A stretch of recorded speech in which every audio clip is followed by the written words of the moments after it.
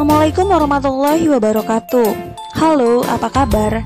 Kali ini saya akan menyampaikan materi kelas 7. Seperti yang sudah saya jelaskan sebelumnya bahwa puisi rakyat atau puisi lama merupakan salah satu jenis sastra lama yang masih terikat pada beberapa aturan, baik itu aturan bait, aturan larik, aturan rima, dan juga dari segi bahasanya.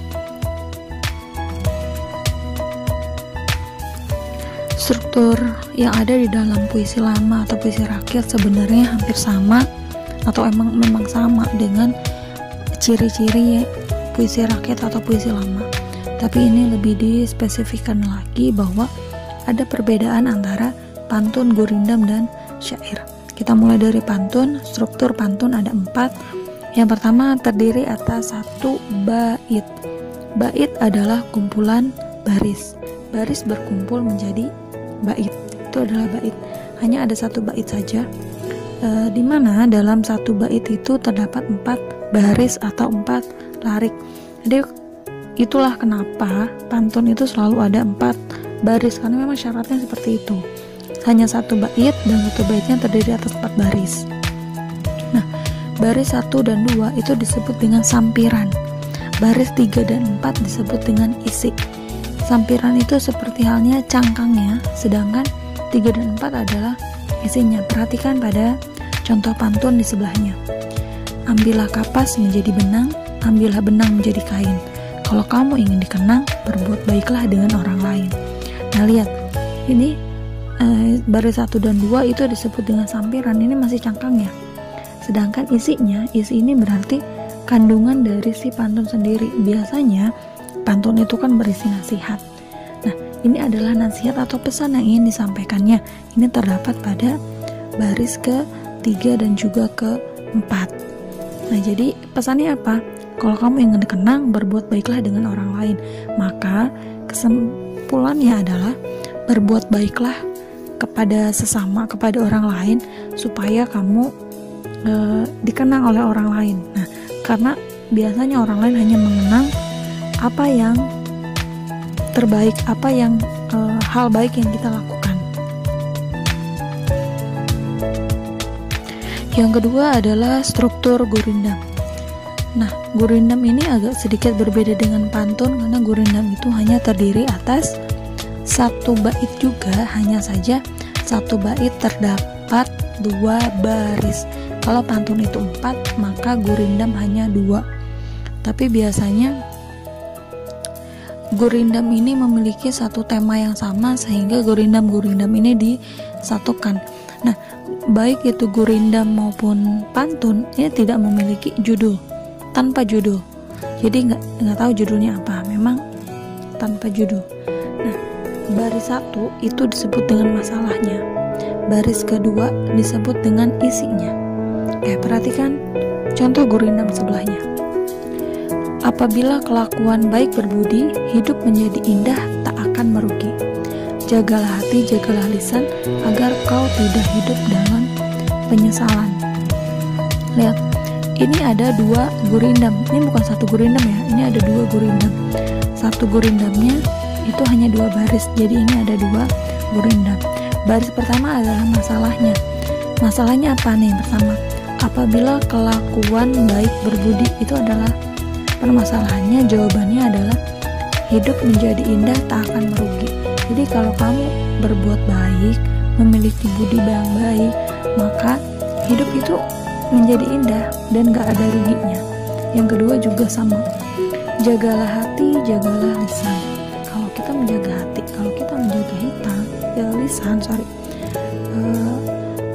nanti hidup kita tidak akan dalam penyesalan. Jadi kita menjaga hati, menjaga lisan. Itu adalah pesannya, agar kau tidak hidup dengan penyesalan. Biasanya gurindam itu langsung to the point ya. Pada yang kedua nasihatnya apa itu langsung. Agar apa, supaya apa, biar apa. Nah, itu tuh sudah jelas pesannya seperti apa. Struktur yang ketiga adalah struktur syair. Nah, syair sendiri ini berbeda dengan pantun dan gurindam, karena dari segi struktur syair ini memiliki baris yang sangat banyak. Ya masih satu baitnya masih ada 4 baris. Tadi ada atas 4 baris dalam satu bait, tapi biasanya tidak hanya ada satu bait saja, minimal ada 2 atau 3. Nah gitu. Lalu semua larik atau barisnya adalah isi, nggak ada cangkang, nggak ada sampiran, tapi semuanya adalah isinya. Kita perhatikan contoh yang di sebelahnya. Perteguh jua alat perahumu, hasilkan bekal air dan kayu, dayung pengayuh taruh di situ supaya laju perahumu itu. Wahai muda, kenali dirimu, ialah perahu tamsil hidupmu. Tiadalah berapa lama hidupmu, akhirat jua kekal hidupmu. Ini sebenarnya adalah contoh syair perahu karyanya Hamzah Fansuri, penyair yang sangat terkenal pada zamannya. Semuanya adalah isi. Ini kalian tidak bisa melihat dari 2 bait ini saja untuk melihat isi secara utuh. Ini aslinya ada 5 bait kalau tidak salah. Jadi untuk mengetahui isi kandungannya itu harus dibaca semuanya. Ini seperti halnya puisi modern. Bedanya adalah ini terikat pada aturan, sedangkan puisi modern kan enggak.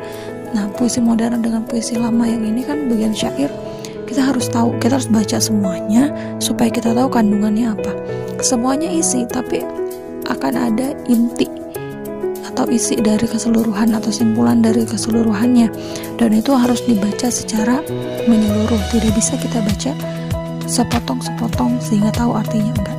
Tapi kurang lebih syair ini menceritakan mengenai kehidupan kita di dunia yang akan merujuk pada kehidupan kita selanjutnya, itu di akhirat.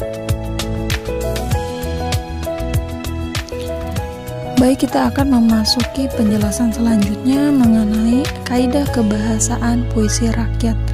Kaidah kebahasaan puisi rakyat sebenarnya kalau secara diringkas bahasanya adalah menggunakan bahasa yang Melayu ya, karena sebagian besar memang adanya dari bahasa Melayu. Seperti syair itu bahasanya Melayu, pantun, gurindam sama, meskipun asalnya berbeda-beda. Kayak gurindam dari India, syair dari Persia, lalu pantun yang benar-benar dari Melayu. Tapi kurang lebih makin kesini bahasanya puisi rakyat atau puisi lama itu selalu diidentikan dengan bahasa Melayu. Jadi bahasanya kadang-kadang orang Indonesia sendiri pun tidak bisa langsung mengerti, tidak bisa langsung paham, perlu beberapa kali mencerna bahasanya. Tapi dari segi kaidahnya, kaidah kebahasaan dalam puisi rakyat itu menggunakan beberapa jenis kalimat.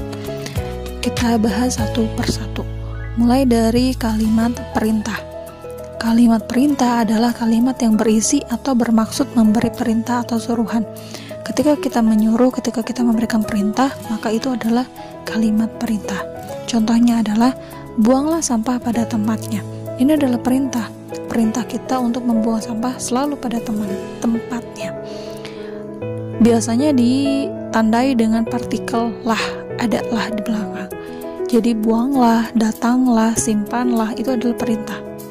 Tapi kalau partikel lah biasanya perintah, tapi perintah yang halus, jadi masih ada rasa agak sopan ya. Oke, baik. Kalimat yang kedua adalah kalimat saran. Kalimat saran adalah kalimat yang berisi tentang saran kepada orang lain untuk kebaikan orang lain. Nah, ini ditandai dengan 2 kata, sebaiknya, seyogyanya. Biasanya sih paling banyak digunakan adalah yang sebaiknya. Nah, contohnya adalah sebaiknya kau pikir dahulu demi keputusan yang tepat. Sebaiknya ini masuk ke dalam saran karena memang ini kata yang menyarankan. Sebaiknya A daripada B, ini kan saran. Oke, baik, kita beralih ke kalimat selanjutnya, yaitu kalimat ajakan.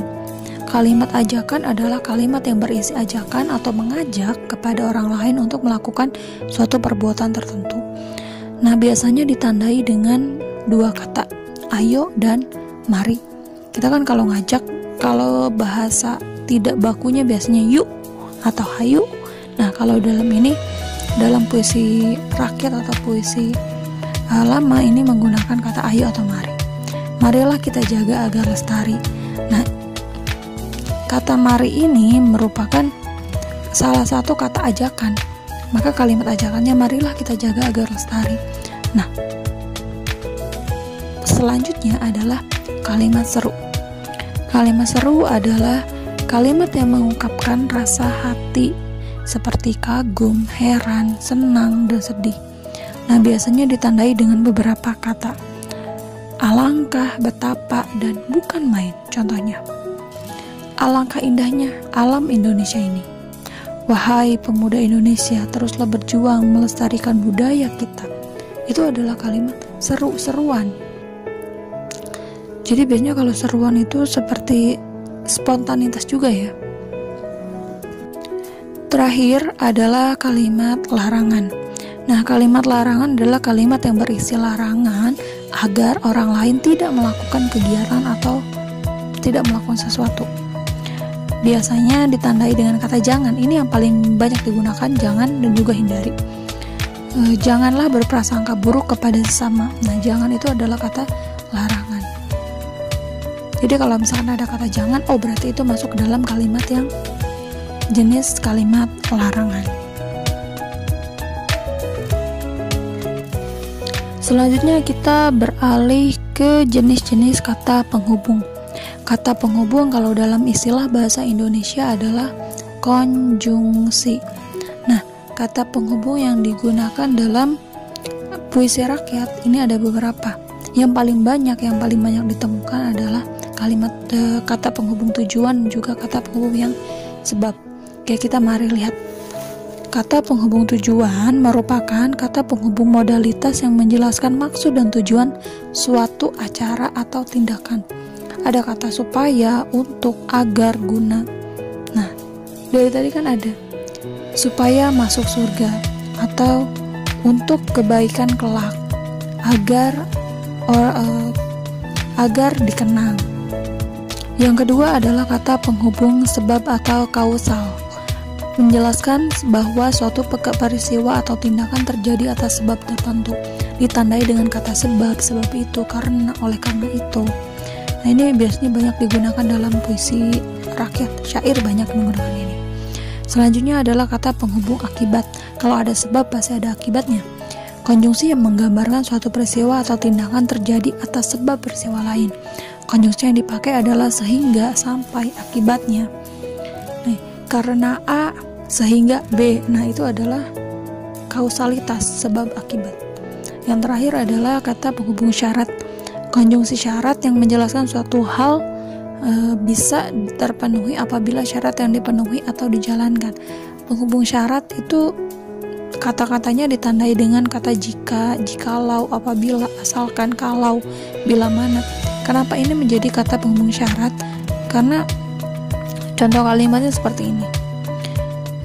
Jika kamu makan terlalu banyak, maka kamu akan kenyang.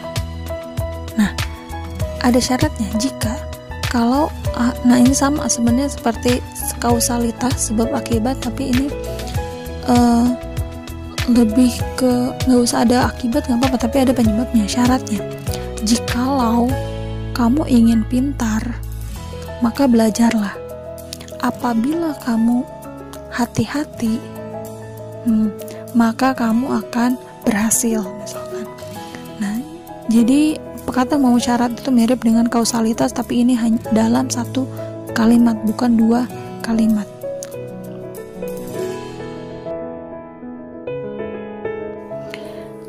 Terima kasih sudah menyaksikan video kali ini.